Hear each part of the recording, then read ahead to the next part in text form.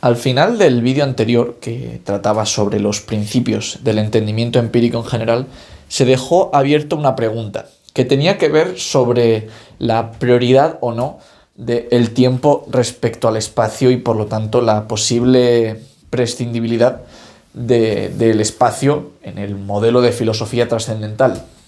Si el espectador ha estado atento a todo lo que hemos estado elaborando, principalmente en esta analítica trascendental, se dará cuenta que en ningún momento hemos puesto al espacio como condición de posibilidad de algo en específico. Hemos planteado que el morfé es necesario. En concreto hemos planteado que el tiempo, por ejemplo, era necesario para poder plantear cuestiones relacionadas con los esquemas trascendentales, ¿no? Al final, el tiempo es el morfé de toda intuición, pero el espacio, o de toda intuición sensible, de toda intuición que nos es posible. Sin embargo, el espacio no era el morfé de toda intuición sensible. Podíamos plantear, sin miedo a encontrar contradicción ni problemas en la filosofía trascendental, intuiciones que no presuponían necesariamente al espacio para poder referirse a cosas. En concreto, eran las intuiciones internas. El sujeto empírico no presuponía el espacio. Por lo tanto, conviene que hagamos una pequeña reflexión en este y el próximo vídeo acerca de lo que vamos a denominar idealismo espacial y la importancia que va a tener para entender un poco más cómo funciona la experiencia interna. Y también, vamos a cerrar un poco algunos de los temas que se trataron en la estética, en concreto esa distinción entre intuiciones externas e intuiciones internas, el sujeto empírico y demás, para que podamos tener mucha mejor maquinaria de cara luego a la dialéctica trascendental y también por cerrar los flecos que puedan haber quedado de la analítica trascendental. Bien, para empezar, recordemos que estamos en la analítica trascendental y no en la estética trascendental. Por lo tanto, aquí no solamente vamos a hablar de intuiciones, de eso, como digo, ya se trató en la estética trascendental, y las cosas a las que referían esas intuiciones empíricas las denominamos apariencias, ¿no? Esa cosa indeterminada, era un estadio todavía, simplemente un estadio sensible, no se habían introducido las determinaciones que nos provee el entendimiento. Bien, pues un poco después de todo lo que hemos estado discutiendo de los principios de la objetividad, la deducción trascendental, los esquemas trascendentales, las analogías de la experiencia, etc. Así, a modo de resumen, un objeto de la experiencia viene a ser una apariencia junto con esos esquemas trascendentales en su uso empírico, que es precisamente lo que los principios de la objetividad nos muestran, pues para que esa apariencia quede determinada, ¿no? Un poco la apariencia, o sea, la cosa indeterminada, y la determinación que proveen los esquemas trascendentales. Bien, pues simplemente vayamos a nuestra lista de apariencias que se trataron en la estética trascendental. Tenemos, por un lado, el sujeto empírico, la cosa indeterminada a la que refieren las intuiciones internas, y por otro lado, las apariencias externas, las cosas indeterminadas a las que se referían esas intuiciones externas. Pues a cada una de estas cosas que les acompaña, al final esta distinción que se hizo entre sujeto interno y apariencias externas, tenía que ver con el morfé, que las acompañaba. Al sujeto empírico le acompañaba el tiempo, y a las apariencias externas les acompañaban el espacio y el tiempo. O sea, el tiempo aparece en ambas, mientras que el espacio solamente aparece en las apariencias externas. Bien, pues de estas dos apariencias, al final estamos hablando de objetos de la experiencia, no es como los objetos del morfé que se trataron cuando hablamos del espacio y el tiempo en los axiomas de la intuición. Aquí realmente son cosas empíricas, si lo queremos ver así, cosas de la experiencia, de las que obtenemos cognición en la experiencia. Pues vamos a identificar dos tipos de objeto, ¿no? Pues el objeto interno para el sujeto empírico, el objeto de dentro de nosotros, si lo queremos ver así, o sea, nosotros, y los objetos externos, o sea, las apariencias externas cuando las determinamos por medio de esas cogniciones, por medio de esas síntesis, que además son posibles gracias a los esquemas trascendentales. Bien, pues si uno ve este pequeñito esquema, uno diría, el tiempo está en ambos tipos de apariencias. Uno esperaría que, pues, teniendo esta distinción y al no haber aparentemente ningún teorema que relacione ambos tipos de objetos, el objeto externo y el objeto interno, pues ya está, tenemos la experiencia interna, la que va a corresponder con cogniciones del objeto interno, y la experiencia externa, la que va a corresponder con cogniciones de los objetos externos. Y al ser el espacio meramente parte o ser simplemente la condición de posibilidad de la experiencia externa, técnicamente es posible prescindir de la experiencia externa, prescindir de los objetos externos y por lo tanto también del espacio, y quedarnos única y exclusivamente con el objeto interno, con la experiencia interna.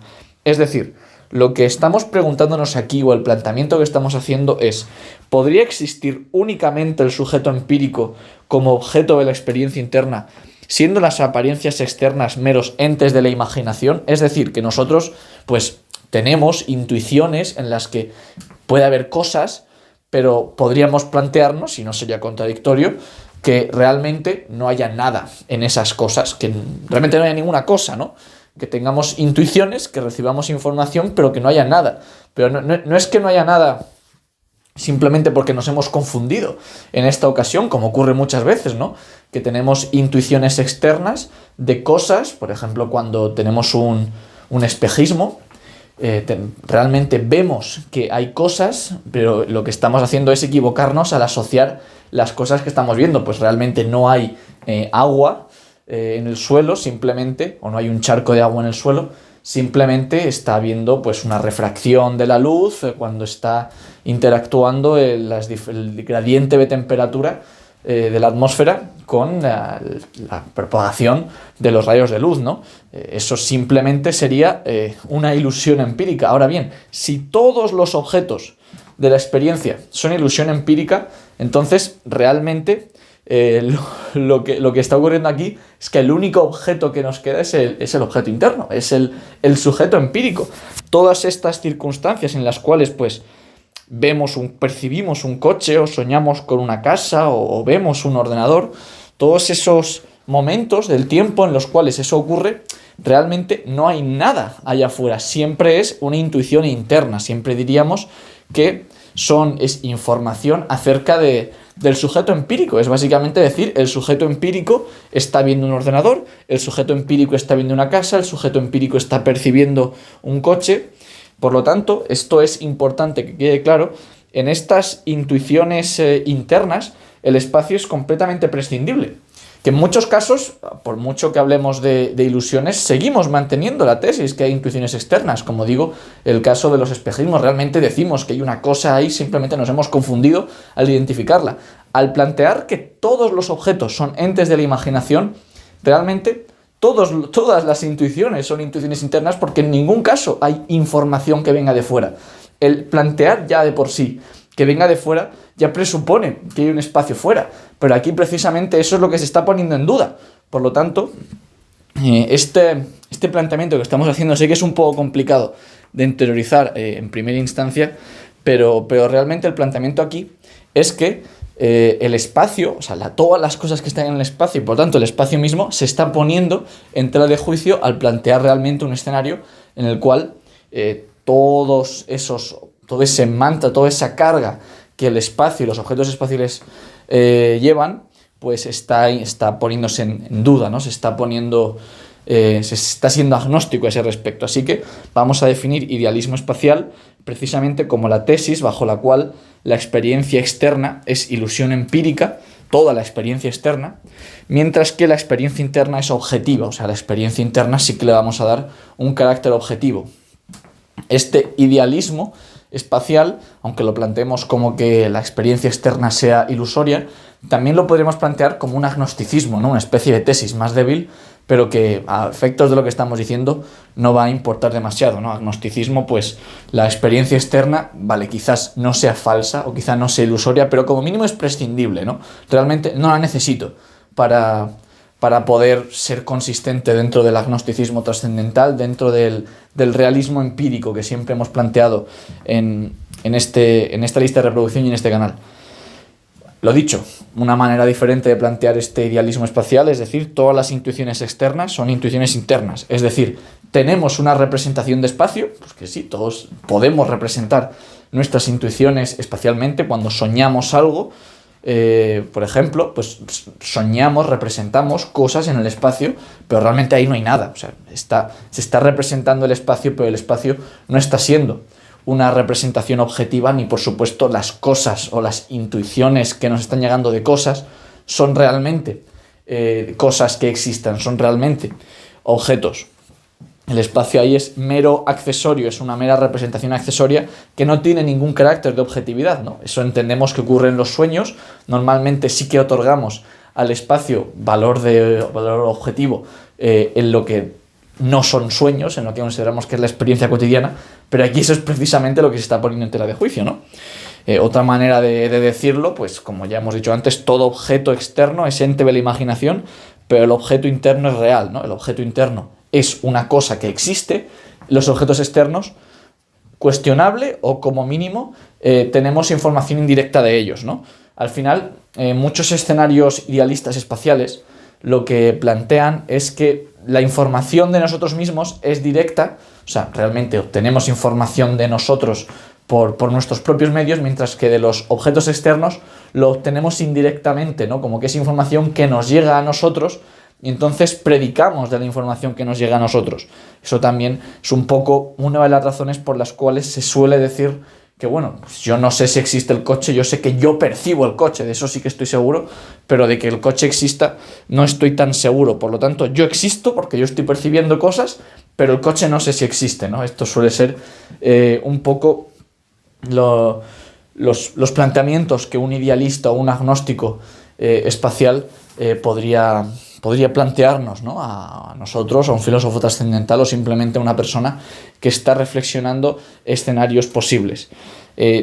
Como digo, debemos distinguir el idealismo espacial que estamos planteando o el agnosticismo espacial con el idealismo empírico o el agnosticismo empírico, ¿no? O sea, al final, cuando hablábamos, por ejemplo, en los vídeos que intentaban introducir las analogías de la experiencia, de idealismo empírico, realmente planteábamos el escenario de una persona o una tesis por la cual no hay ningún objeto, ni los objetos externos ni el objeto interno, ¿no? O sea, alguien que realmente duda de la existencia de cualquier objeto. Aquí no estamos yendo a una tesis tan fuerte, no es un idealismo empírico, ni siquiera es un idealismo dogmático, porque al final dogmáticamente uno puede defender lo que quiera. No hay manera de refutar un dogmático y tampoco hay manera de refutar un escéptico radical, ¿no? Alguien que no parte, igual que no es imposible refutar a alguien que no parte de nada, es imposible refutar a alguien que parte de lo que le da la gana porque directamente no acepta argumentos porque toma las premisas que quiere. Pues un idealista empírico igualmente es irrefutable desde nuestro punto de vista porque si nos llega cualquier tipo de objetividad no nos permite comenzar a trabajar con elementos objetivos en primera instancia.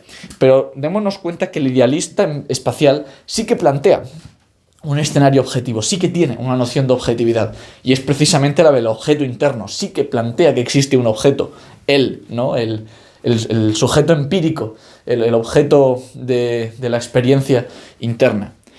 Así que la pregunta que nos estamos haciendo, al final, todo este escenario que estoy intentando vender o incluso ponerles a ustedes en esta situación para ver cómo serían capaces de defenderse ante esta tesis, es porque lo que nos vamos a preguntar es si este escenario es posible.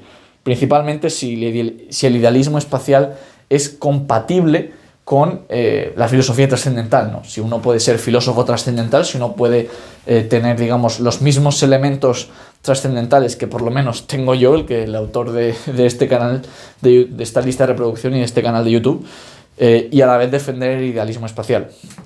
Bien, a esta respuesta, la respuesta a esta pregunta la vamos a proporcionar en el próximo vídeo, pero me gustaría dejar aquí algunas reflexiones para que ustedes mismos vayan poniendo piedras, ¿no? Al final no partimos de la nada, no venimos aquí a construir, a responder esta pregunta sin haber proporcionado antes herramientas. Tenemos herramientas para trabajar con la objetividad. ¿Qué herramientas tenemos? Pues toda la analítica trascendental. La analítica trascendental no es más que una elucidación de la noción de objetividad. Es una explicación quizás detallada, estructurada, rigurosa, pero no es más que una explicación de lo que es la objetividad. Por lo tanto, cualquier tesis que presuponga una noción mínima de objetividad tiene que trabajar con las herramientas que hemos proporcionado si hemos hecho bien nuestro trabajo, por supuesto, y si comparte los mismos elementos trascendentales que nosotros, que entendemos que sí, pero por supuesto tampoco lo podemos comprobar. Bien, pues entonces vayamos a elucidar las premisas que sí que tiene ese idealista trascendental. Y una de las premisas, idealista trascendental, no, idealista espacial, por supuesto, idealista trascendental también, pero ¿qué premisas tiene el idealista espacial? Pues la premisa más importante por la que vamos a poder tirar del hilo es precisamente la objetividad de la experiencia interna. O sea, vamos a elucidar lo que es la experiencia interna, que es, recordemos, las cogniciones empíricas del sujeto empírico, ¿no? Las cogniciones empíricas de ese objeto del sentido interno. Bien, sujeto empírico. Del sujeto empírico ya se habló más largo y tendido en la estética trascendental y alguna vez lo hemos vuelto a recordar, pero bueno, yo lo vuelvo a decir aquí. Sobre todo esto nos va a ser útil de cara al paralogismo de la razón pura, que el sujeto empírico, que es esa apariencia de nosotros mismos, no debe ser confundido con tres nociones diferentes que también involucran, si lo queremos ver así, sujetos, pero que no son las nociones de sujeto, no son las concepciones de sujeto empírico. Por un lado está la concepción de sujeto trascendental, que esto pues era, digamos, esa noción, esa concepción que englobaba a las facultades trascendentales, las representaciones, las cogniciones, de las cosas de las que podemos tener cogniciones, etc. El sujeto trascendental no es una cosa, es una concepción una herramienta discursiva, si lo queremos ver, para poder explicar esa completitud del agnosticismo trascendental, ¿no? Para plantear la posibilidad de la cognición, el sujeto cognoscente, la cognoscibilidad. Pues eso es el sujeto trascendental, no es una cosa que podamos tocar o de la que tengamos intuiciones. Al final, cuando hablamos de cosas, recordemos siempre que tenemos que vincularla con esa intuición, con esa representación que refiere de manera inmediata a una cosa. Pues el sujeto trascendental es una cosa, desde luego no es una cosa de la que tengamos intuiciones. Por otro lado está el entendimiento, que también el entendimiento no es una cosa. El entendimiento, ni el nuestro, ni el de Dios, ni el de los ángeles, ni el de los espíritus, ni el de los otros humanos. El entendimiento no es una cosa, el entendimiento es una facultad. Es una facultad que nos provee de representaciones, pero no es una cosa, ni yo soy el entendimiento, ni el intelecto es tampoco una cosa de la que tengamos intuiciones. Eso tiene siempre mucha pinta de intuición intelectual y ya sabemos que de eso no tenemos nada. Y luego hay una tercera concepción que no hemos discutido hasta ahora, pero que discutiremos en el paralogismo, que es la de sujeto absoluto, que va a ser una idea trascendental, o por lo menos una concepción que va a tener muchas ideas trascendentales predicándola y que vamos a tratar en la dialéctica trascendental. Entonces ya llegaremos a eso del sujeto absoluto y hablaremos de escenarios espiritualistas y principalmente hablaremos de las confusiones a la hora de plantear autorreferencias del yo, ¿no? Cuando uno realmente plantea el yo como una cosa en sí misma y empieza a plantear escenarios autorreferentes, termina en este sujeto absoluto que, como digo, es una idea, que no es algo que procede, o digamos, es consecuencia de un uso trascendental de las categorías, así que no tiene nada que ver con lo que estamos haciendo aquí, que es siempre, por lo menos en la analítica, que es siempre uso inmanente, uso empírico de las categorías, no es inmanencia en la experiencia. Por lo tanto, sujeto empírico somos nosotros mismos, es nuestra experiencia interna, si lo queremos ver así, son las vivencias internas que tenemos nosotros y no tiene nada que ver ni con el intelecto, ni con el sujeto trascendental, ni por supuesto con el sujeto absoluto. Son concepciones distintas de sujeto que no es la que se está discutiendo aquí. La experiencia interna es, además de esa intuición interna, son los principios de la objetividad. O sea, tenemos la experiencia interna, la cognición de nosotros. Por un lado, tenemos esa información que nos llega, ¿no? Por la sensibilidad, las intuiciones internas. Por ejemplo, cuando percibimos un coche y decimos, no, yo estoy percibiendo un coche, pues ahí ya es información sobre nosotros, es información sobre lo que yo estoy viendo. O cuando tengo una alucinación, digo, bueno, yo he tenido una alucinación, yo he visto esto, o yo he sentido esto, yo he tenido esta percepción, incluso percepciones de nosotros mismos, ¿no? Pues a mí me duele esto, o yo tengo pues no, un qualia concreto de malestar, de aburrimiento, de felicidad. Bueno, no me voy a poner a hablar de cuestiones de qualias, pero al final es eso, ¿no? Esa percepción de nosotros mismos. Por eso yo hablé en su momento de propiocepción, pero por supuesto no tenía nada que ver con intuiciones intelectuales, son siempre intuiciones sensibles. Y por otro lado, además de esa información que siempre es indeterminada, que todavía no tiene esa forma intelectual, puesto que estamos hablando simplemente de información bruta de la sensibilidad, tenemos los principios de la objetividad, tenemos todos los principios que se han presentado en las analogías de la... Perdón, en la analítica trascendental, también en las analogías de la experiencia, pero no quiero adelantar acontecimientos. Bien, pues en esta experiencia interna vamos a tener, así como un ejemplo para que se entienda lo de la experiencia interna cómo va, vamos a tener entes de la imaginación, ¿no? Entes que no existen, por lo tanto no están ahí fuera, de los que simplemente tenemos representaciones sensibles. Estos son entes de los que sí tenemos... Hay una intuición involucrada, hay información que viene de la sensibilidad, pero no hay realmente nada, no hay ninguna cosa. Por ejemplo, siempre digo lo mismo, el caso de los sueños o las ilusiones empíricas en las cuales no se está teniendo realmente ninguna intuición externa, pues todo eso son intuiciones internas, porque sí, el espacio puede estar presente en la representación, pero realmente no es parte esencial de esa representación, es simplemente accesorio a lo que es meramente información sobre el sujeto empírico, ¿no? sobre nosotros mismos. Por otro lado, pues todos los elementos subjetivos de la imaginación reproductiva. Cuando uno imagina cosas, las representa en su sensibilidad.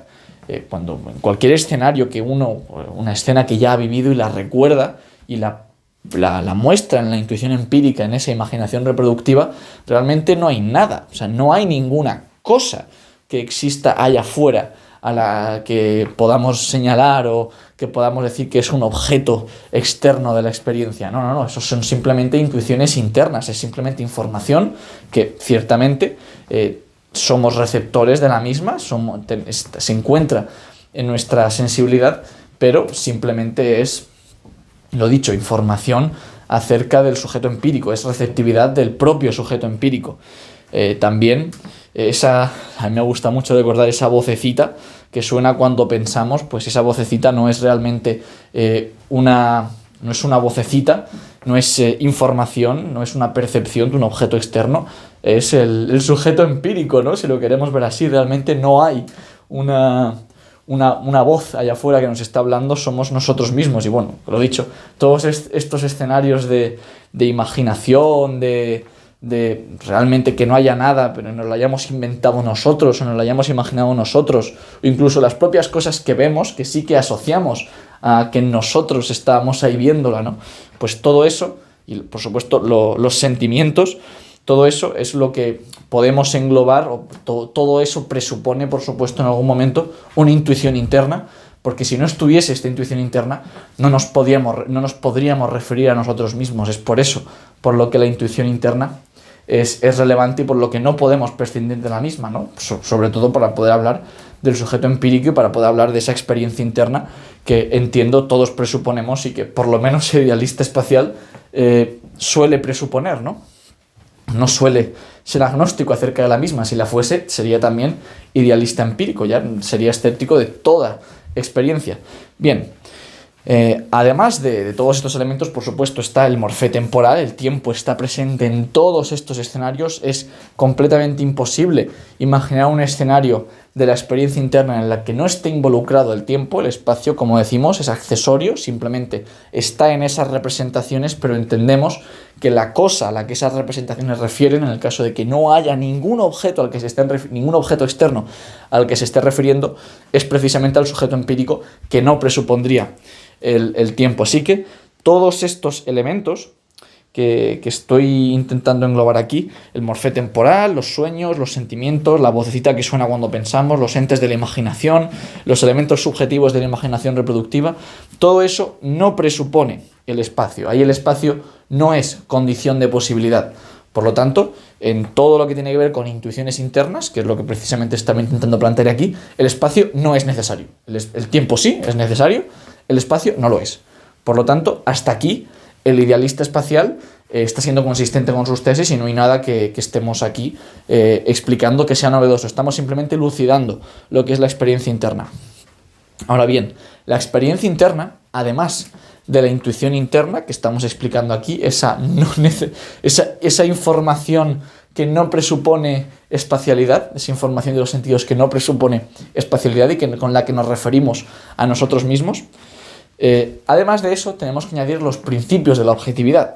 Y en concreto, me gustaría recordar, y esto es condición de posibilidad de la experiencia. Esto no es que sea condición de posibilidad de las intuiciones internas, sino condición de posibilidad de cualquier experiencia, incluida la experiencia interna. Recordemos que para poder hablar de experiencia, para poder hablar de objetividad, y en este caso estamos hablando de objetividad del sujeto empírico, tenemos que plantear una determinación temporal objetiva. O sea, la objetividad estaba vinculada estrechamente con la determinación temporal.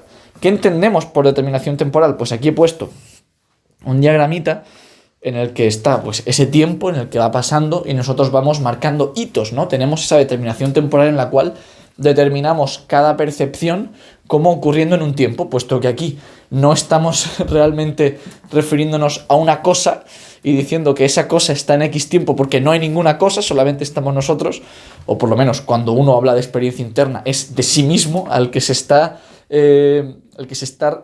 colocando en el tiempo y poniendo distintos hitos en el tiempo, es a sí mismo, ¿no? Entonces, tal y como yo lo veo, es que en el tiempo pues uno marca el hito de hoy sueño con una casa, ¿no? Y marca tiempo T1, imagino un coche, bien, tiempo T2, percibo un perro, pues tiempo T3. Aquí realmente uno mismo se determina temporalmente marcando pues qué evento va antes que otro, ¿no? Por ejemplo, pues el sueño con una casa antes de percibir un perro. Es objetivamente anterior que yo sueñe con una casa respecto a percibir el perro, ¿no? O entre que sueño con una casa y percibo un perro, imagino un coche. Por supuesto, en todos estos escenarios, que estos objetos existan no es relevante. Lo importante aquí, precisamente por eso estamos hablando de experiencia interna, es que eso forma parte de la experiencia interna, independientemente de que esos sean o no experiencias externas. En tanto en cuanto estoy teniendo una cognición del sujeto empírico en la cual planteo relaciones temporales necesarias, es decir, planteo que objetivamente la percepción del coche es anterior a la percepción del perro, entonces sí que podemos hablar de cognición empírica del sujeto empírico. Hay una cosa que está siendo determinada temporalmente y en este caso soy yo, ¿no? Pese a que todos estos objetos o todas estas cosas o estas representaciones pueden ser o no objetivas respecto a las cosas externas, pero lo son como mínimo respecto al sujeto empírico. Espero que esto se entienda, porque ciertamente son muchos elementos los que están participando en esta reflexión y me gustaría dejar claro a lo que me refiero, aunque en cualquier caso siempre podemos ir a preguntas si esto no queda muy claro.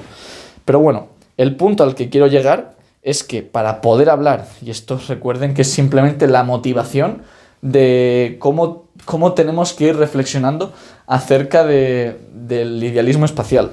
Vean cómo se empiezan a juntar elementos de todo lo que hemos tratado.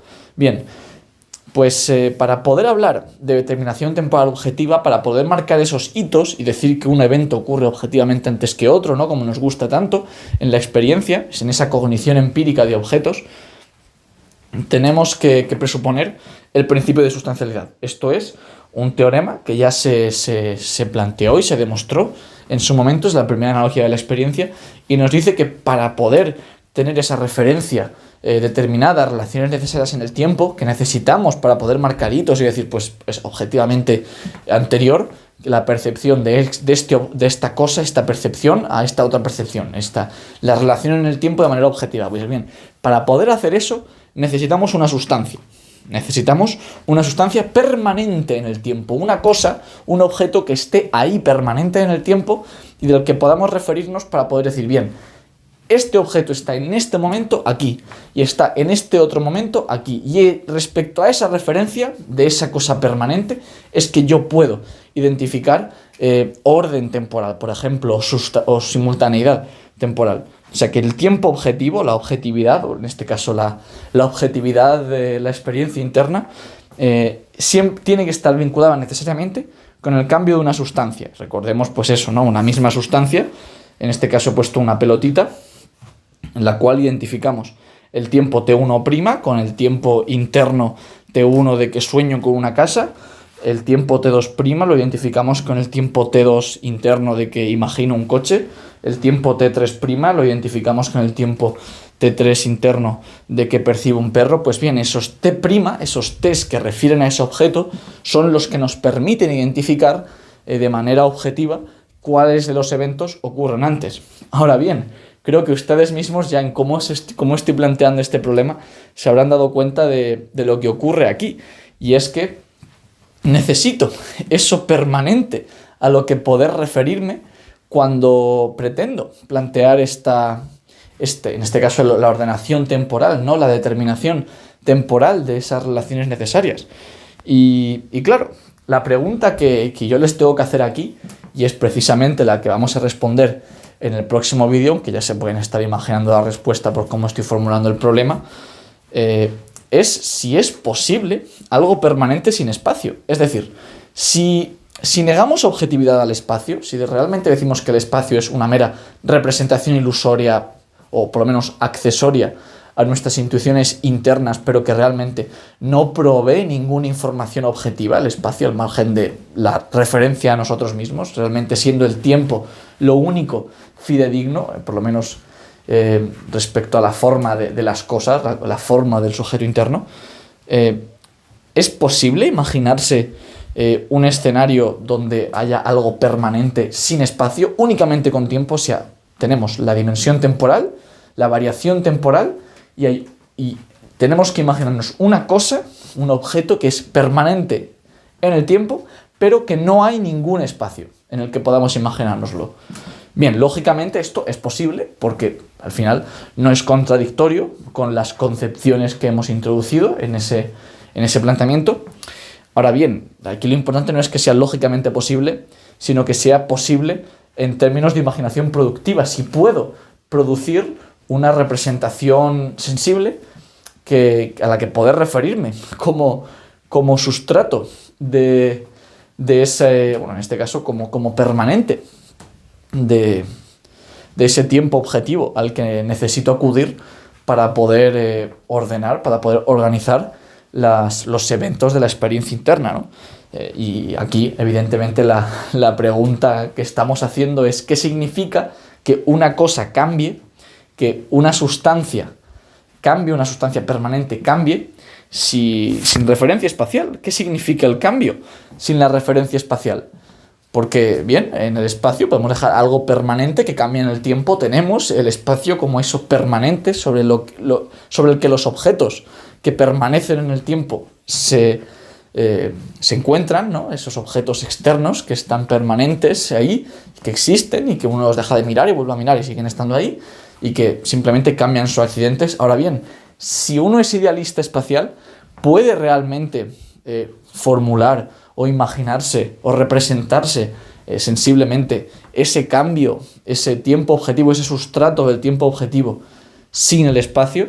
Pues bien, vamos a proporcionar esta respuesta en el próximo vídeo, porque lo que quería en este era no solamente plantear lo que es el idealismo espacial, sino seguir una línea argumental sobre por dónde hay que tirar del hilo para encontrar la respuesta a si el idealismo espacial es posible, y en el próximo vídeo proporcionaremos la respuesta, aunque me gustaría que todos ustedes reflexionasen al respecto para que así el vídeo próximo no sea sorpresa para nadie.